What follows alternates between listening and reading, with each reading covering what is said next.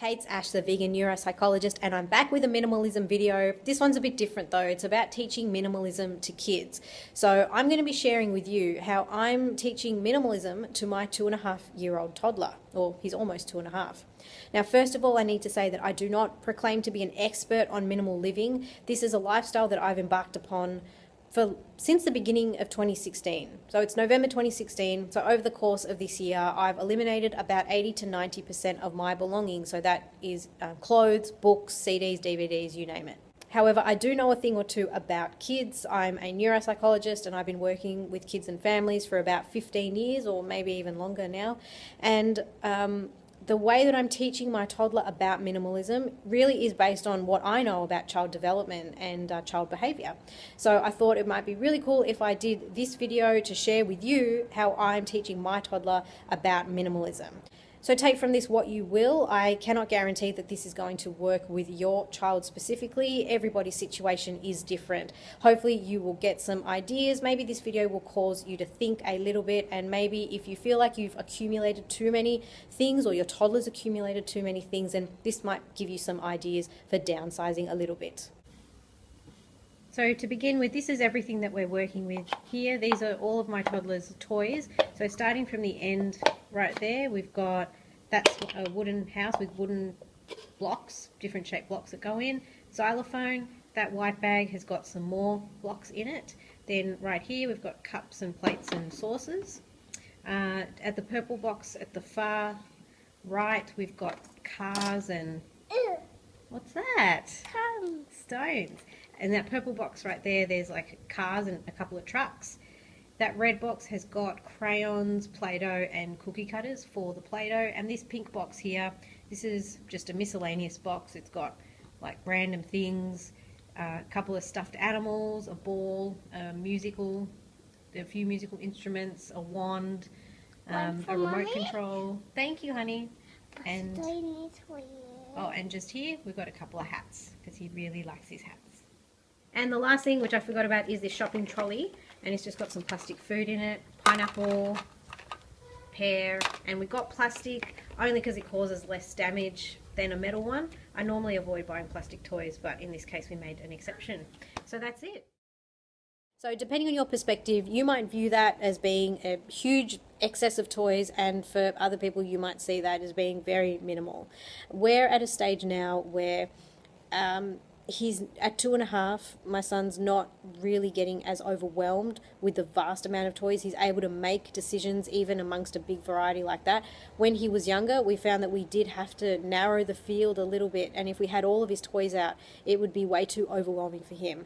And I feel like when it comes to kids, there is this delicate balance, because you want to have enough toys available so that they have a variety of options, but you don't want to have so many available that they get overwhelmed and then they're unable to make decisions. Oftentimes kids can actually play better when there are fewer things available to them. So at the moment, we're actually just trialing this out, having everything available to him, and we'll just see what his play is like. And I think with kids, you're constantly... there's such a constant state of flux that you're always trying new things and seeing if one thing works better than another. Our goal is to live a life where our possessions enhance our experience, but they don't constrain or restrict us, and they don't hinder us in any way. So the reason that we're teaching my son about minimalism, it's actually not about the items themselves, and it's not about having a certain number of toys. We're not enforcing that he can only have this many blocks or this many trucks, or that everything has to fit in this one container. For us, minimalism it's more about the underlying principles that can lead to a better life. So for example, appreciation. I want my son to appreciate the things that he has, and I think that when you're in a consumerist society, as we are now, there's so much focus on what other people have or getting the next greatest thing. Like you might buy a car, but then you notice that a new car has been released, so you want that one, and your one doesn't look as good anymore. So it's this constant seeking of material possessions that it's ultimately an empty search, because you're not fulfilled through having possessions, but you are fulfilled through having experiences in life. So for our toddler, experiences are obviously the life experiences that he has with us, but it's also the experiences and opportunities that he has through his play. Another virtue or idea that we want to share with our toddler is this idea of giving back to the community. So life isn't just about acquiring as many possessions as we can. We live in a community, and sometimes we own things and other people don't. And if we are not using them, or if we're not getting value out of them, then perhaps the wisest choice is to give or pass on some of our belongings to people who need it more than we do.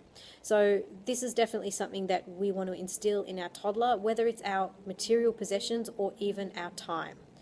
Donating and volunteering our time is another thing that's important to our family. So through minimalism, by having a steady stream of toys and possessions coming in, but also a steady stream of them going out, being donated, being sold or whatever, we can teach our son that it's not the possessions that give joy, but it can be through the sharing, passing on, it can be through the community that minimalism brings.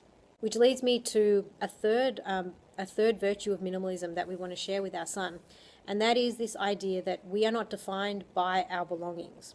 So if we're purchasing new clothes and toys, but at the same time we are eliminating the same number of clothes and toys, so there's this steady influx and outflux of belongings, it's really hard to form attachments to too many of those things. We want to teach our son that we are not defined by the possessions that we have. We're not defined by the amount of money that we have, the way that we look, the clothes that we have on our back. We want to teach him that self-worth and identity is about, it's beyond what we own, and it's about who we are on the inside rather than what we look like or the things that we have on the outside. And I think minimalism is a really great way to do it. Now, I could talk forever about this topic, but in the interest of keeping this video short, I will wrap it up here. Make sure you like this video if you like what you heard. And if you want to know more about minimal living and kids, and I also talk about veganism and personal development and mental health, make sure you subscribe to my channel so you always get updated on when a new video comes up. Leave your questions down below, and thank you so much for watching, and I'll see you next time.